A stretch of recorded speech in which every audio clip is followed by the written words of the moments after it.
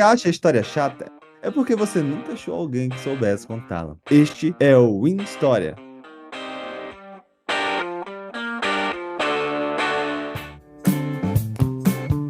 Olá a todos e a todas, sejam muito bem-vindos e bem-vindas. Eu sou o Daniel, sou professor de História, e aqui eu criei esse novo episódio baseado nas experiências que eu tenho tido na sala de aula. Dessa vez, hoje eu faço conteúdo exclusivamente para os meus queridos do 7º ano. Então, vamos lá. O tema de hoje é as grandes navegações e o descobrimento, entre aspas, do Brasil. Em abril de 1500, as frotas portuguesas chegaram à nossa costa brasileira, a mando do rei Dom Manuel. Lembramos que não foi tão por coincidência assim. Já existia um relato na Europa, uma terra chamada o Brasil. Isso é muito detalhado por vários historiadores. Entramos em contato, então, assim que chegaram aqui, com os indígenas da costa, da região de Salvador, da região onde fica o Nordeste brasileiro. Então, esses relatos acompanharam nossa vida. Após essa chegada, mais ou menos ali em 1500, deu um pequeno contratempo. Por quê? Para os descobridores, para os portugueses, é evidente que eles consideravam como uma conquista, uma descoberta. Mas lembramos que nossa nação tinha gente morando aqui. Os indígenas, ou os povos ameríndios, como gostamos de chamar na história,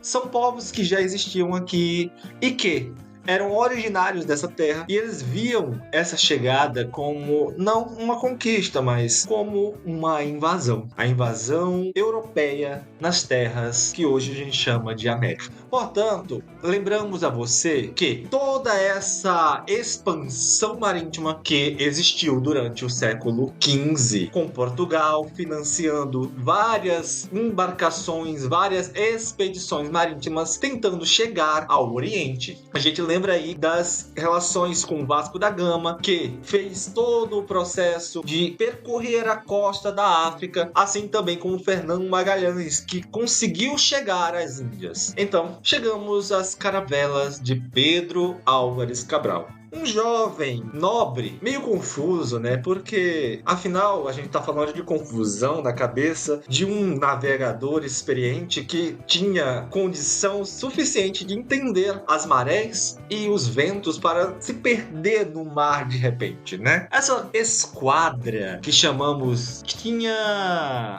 13 naus, ou seja, possuíam 13 navios, sendo 10 naus e 3 caravelas, cerca de 1.500 pessoas. Então, não se engane em pensar que nossas costas brasileiras foram descobertas exclusivamente por um navio só. Houve atracamento em todas as regiões do Nordeste brasileiro. Porém, a caravela comandada exclusivamente pelo Pedro Álvares Cabral, que continha o nobre e o seu escrivão Pero Vaz de Caminha, que registrou o fato. Por isso que nós dizemos que essas caravelas, essas naus, elas atracaram em Porto Seguro. Porém, existem documentos e relatos que atracaram várias naus em todo o território nordestino. Existem relatos em Alagoas, por exemplo, do primeiro rio descoberto no Brasil, que fica no litoral das Alagoas, né? Então, há uma discrepância também de informações. Não pensem que só foi em um lugar específico que eles atracaram, porque, querendo ou não, eram vários, né?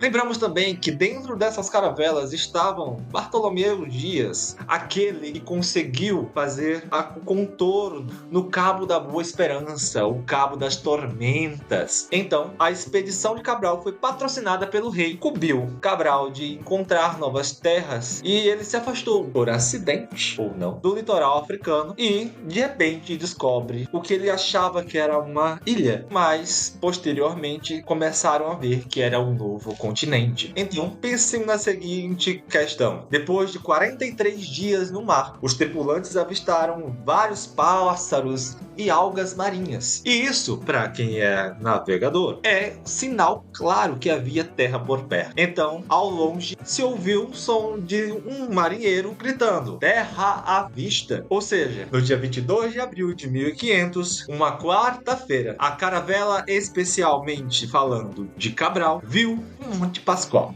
uma montanha ao longe que fica na região do litoral sul da Bahia, e chamaram ela de Monte Pascoal justamente porque era próximo da Páscoa, né? Então, os nossos queridos portugueses, invasores ou conquistadores, como você bem entender chamar, deram o nome dessa terra de Veracruz, em homenagem à cruz de Cristo. Lembramos que os portugueses eram uma das nações mais católicas que tínhamos naquela época. Ao desembarcar, os portugueses fizeram primeiros contatos amistosos. A gente pode brincar um pouco nesse quesito, que, comparado aos ingleses e franceses e espanhóis que chegaram na costa americana também, já com armas empunhadas para tentar conquistar, os portugueses chegaram dando presentes. E a nação mais próxima que eles encontraram foi a nação indígena, de mais ou menos 400 pessoas, do povo tupiniquim, que viviam naquele local. Os povos chamavam essa terra, né, esse lugar onde hoje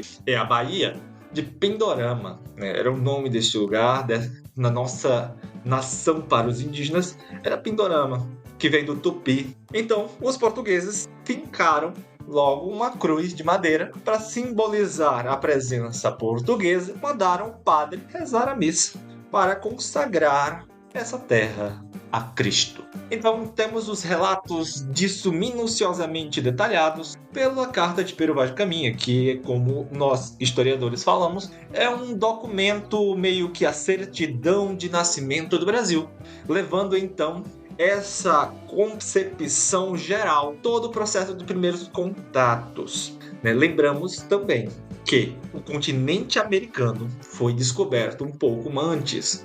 Os portugueses chegaram em 1500, mas os espanhóis já chegaram na onde a gente chama hoje de Caribe em 1492. Esse processo da esquadra, ela percorreu o território e o restante da esquadra voltou ao caminho para tentar chegar às Índias. E chegaram às Índias em setembro de 1500. Ou seja, passamos aí 6 meses no mar desde a chegada aos portugueses aqui.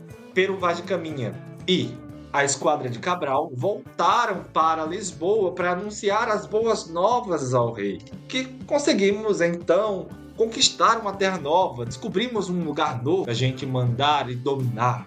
Então, para finalizar esse pequeno podcast, lembramos que essa chegada, esse achamento dos povos europeus, dos povos portugueses, comandados por Pedro Álvares Cabral, onde hoje é o Brasil, foi em 1500.